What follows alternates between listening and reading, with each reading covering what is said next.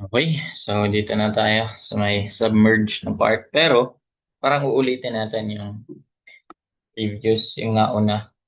Magsasolve lang ulit tayo ng ganun. Pero sharp-crested na lang. Ayun, sharp-crested, suppressed weir. Ayun. Pero meron kasing pwedeng tanong sharp-crested na na contracted. E di apply mo yung contraction, di ba? L minus 0.1 H or 0.2 H, depende yung ilang contraction yan. Both ends ba o one end lang, di ba? Underhead of 0.75, lagyan nga natin dito. A sharp-crested suppressed weir is under a head of 0.75. 0.75 meters to head. So ito yun. Ayun yung sabing nga, for submerge kasi, preparation na to sa pangatlo dyan na tanong. So 0.75, 0.75 meters. Tol ba? What if, inano ko pa? 3 na nga yun eh. Okay na yan. The weir's length is 3 meters and yun yung perpendicular to the page. Length yun, 3 meters. And its height is 1.3. Ito yun, 1.3. Okay, so draw ko lang ng ano. Hopefully, kaya naman na mag-draw na itong weir, no? So again, ang length perpendicular to the page. Ito ko na lang ilagay. Length ay, ilan yun? 3 meters. Naka-side view kasi yan eh. Para kita mo yung pagka-submerge niya. Masyadong perfectionist. Ako nang ganun. Ayan. So, determine the discharge coefficient. Oh, ang gulo, no? Discharge coefficient ba to? O yung weir coefficient? Magkaiba yun sila eh. Patay. Tignan natin anong tinutukoy nito. Sige. So, tanda ba? Yung kanina? Dapat kabisado na yun. Yung weir coefficient. Paano ulit yun? 0.611 din, di ba? 611 plus 0.075 H over P. O, di ba? Oh, nakabisado ko na. 0.075 H over P. Hala ka. Discharge coefficient pero CW, meron kasing iba-iba ng reference eh. Tama ba to?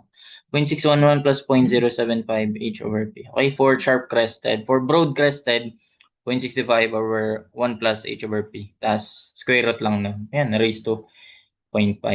Okay, so substitute natin to. Try natin.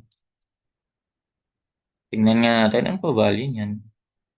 Yung lalabas na yan, tignan mo rin yung sa C. Tay, paano pag parehas lumabas? Lagot. Uso nga yung ganyan sa eh. Uso nga yung ganyan sa PISAD eh. Nominal ultimate. Normal shear. Ay, no, normal shear. Oo nga, normal shear. Di ba pag shear parallel? Sige. 0.611 plus 0.075. I-over B ulit ko to. Above over below. Above over below. Okay, so ang above natin, ayun pala, kailangan ko pala yun. Head. Okay, so ito yun. Head lang naman yan dito eh, di ba? Ano ba yung napakita ko kanina? Okay. Hanggang dito kasi siya. O, di pinakita yung saan tawag nito? Downstream side. Ito yung upstream side. Yung sa downstream, yung after na nakalampas na siya dito sa weir, di na pinakita. Kaya pala, ganyan lang siya. So, ito na rin yung A natin, 0.75. Yung head. Tapos yung B, yung height nung weir, 1.3. Okay, 0.654. Uy, nandyan siya. Paano yung isa? Ito kasi yung C sub W, di ba? So, 0.654. Hala, alin kaya dyan? Okay, 0.654.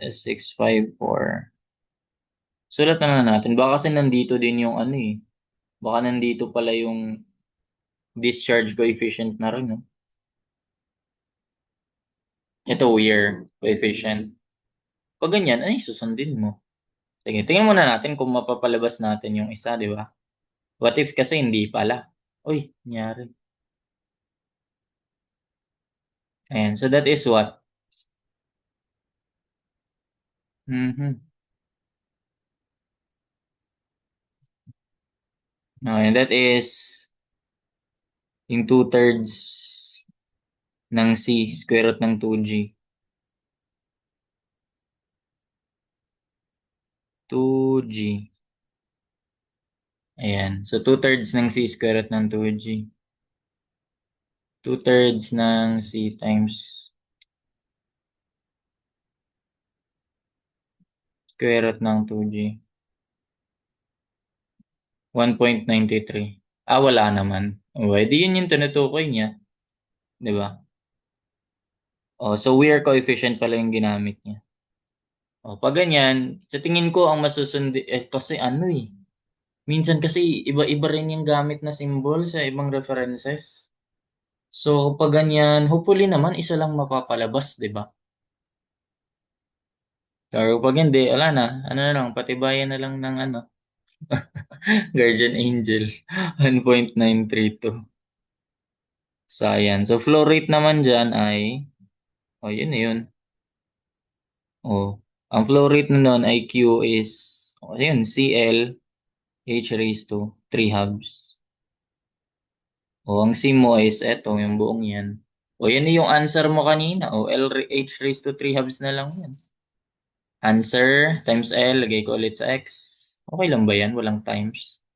H raised to 3 halves. 1.5 na nga lang. Tamad maglagay ng ano nito. Weir length ay 3 meters. Tapos ang AI, yun na, 0.75 nga. 3.76. 3.765.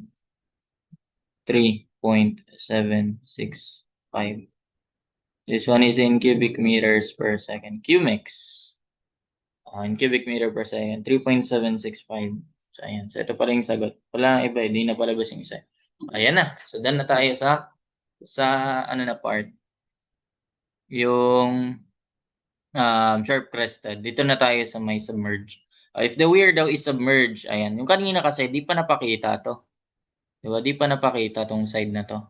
Dito lang siya nabanggit. If the weir is submerged and the downstream water surface is 0.32 meters above the top of the weir. So, ayan, 0.32 pala to. Ayan na yun. 0.32. Okay, above the top of the weir, determine the flow rate of water over the weir. So, ito naman yung formula niyan.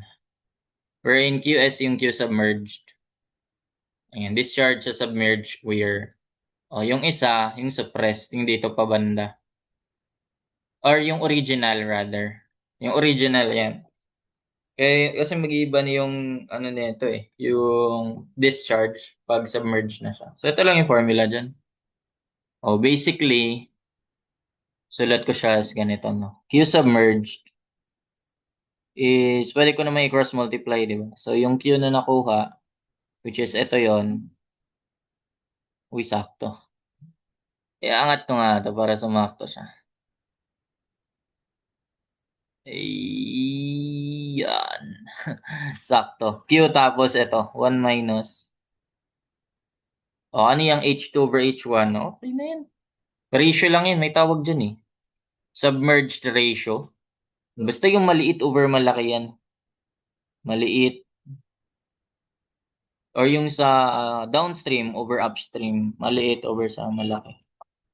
Kasi kapag mas malaki to kaysa dito, 1 minus yun, di mag-negative, di ba? So, ganun. Tingin, ano lang, madaling tandaan. Ayan.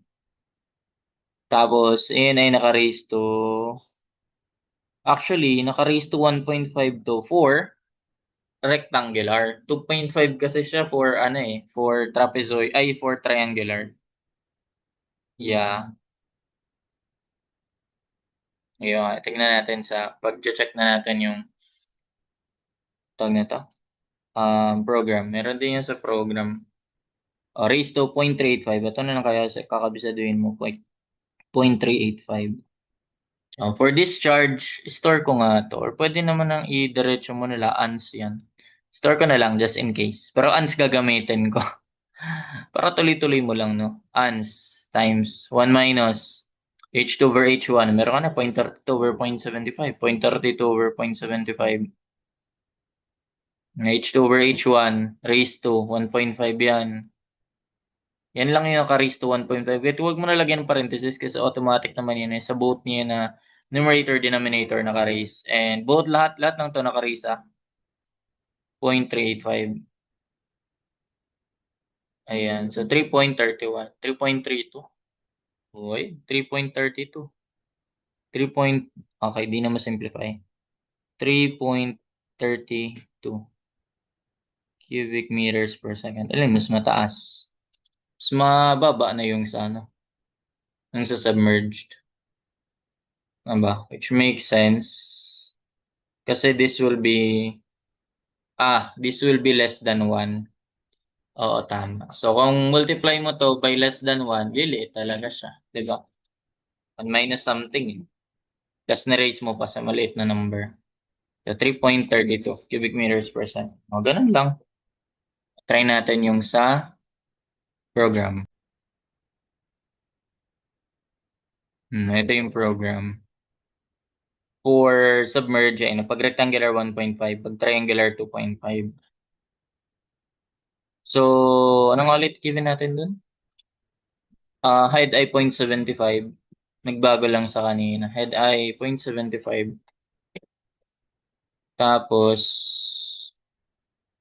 wear length ay 3. Tapos height ay 1.3. 1.3 na lang pala to. Okay, so ito 0.32 nilagay ko dito. 0.75. Nangyari dito. Nadoble ko pala. Okay, so ayun, for rectangular, ay wala pala akong nilagay na length. Ang length nun ay, kalimutan ko. Ilan yun? 3. Ano to? Natanggal ko ba?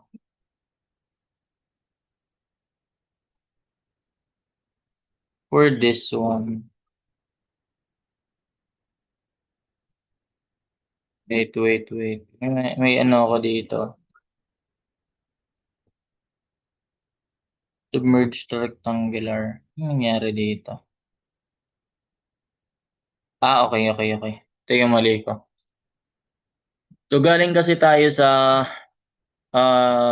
rectangular lang. Ay, sharp crested pala. Ayun. So, 3. Tapos, ayan. So, ito yung gagamitin natin na value. Ayan, 3.65. Dito kayo yun, nakadependent kasi yan dito. Yung submerge, dependent yan sa, kung ano yung initial na condition, di ba? Ayan, nakadepende yan. Anong shape? Rectangular, triangular, trapezoidal. Yun yung ginagamit mo. So, yan. Ang answer natin ay 3.32. And that's it. Ayun, 3.32. Discharge coefficient. Tignan ko nga ulit. Tama ba yun? Trust issues, no? Sharp crested. Ayan, 0.654. Tapos, ayun yung lumabas. Yung isa 1.932. Tapos 3.6765. Ayun, that's it for this problem. Yeah. Hope you learned something. Thank you.